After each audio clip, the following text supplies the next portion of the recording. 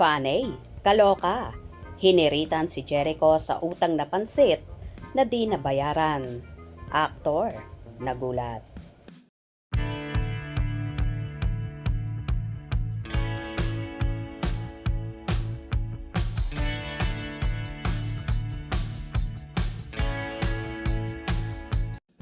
Nagulat ang aktor na si Jericho Rosales nang bigla na lang siyang magkautang habang siya ay naglilibot sa Bicol.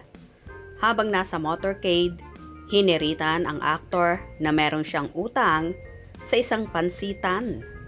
Nung una ay tila nagulat ang aktor ngunit tinawanan din niya ang humihirit na may utang siya. Hirit naman ang offloader. Binibiro lang nila ang aktor. Pumunta lang ang Bicol. Nagkautang pa. Ha ha ha ha. Hindi to totoo. Wala siyang utang. Papansin lang kami. Dagdag pa nito. Jericho!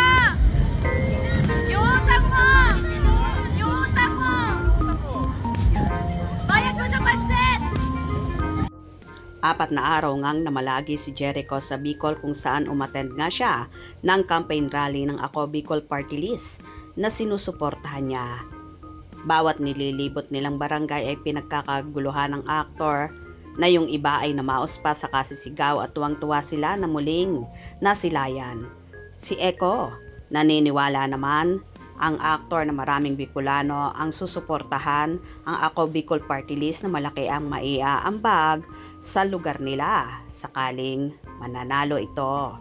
Anyway, nagulat at naloka naman si Jericho sa Fanny na sinasabing may utang siya sa pansitan na hindi nabayaran na nagbibiro lang naman ang naturang tagahanga na yon.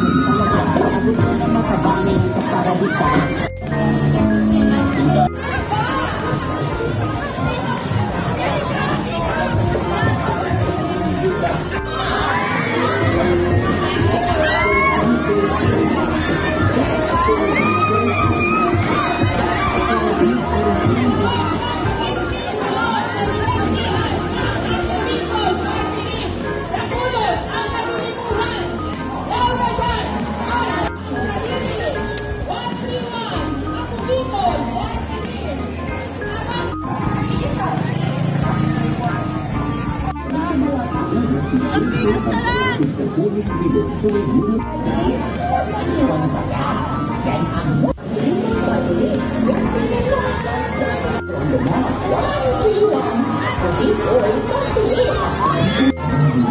Hindi naman alintana kay Eko ang pagod at init.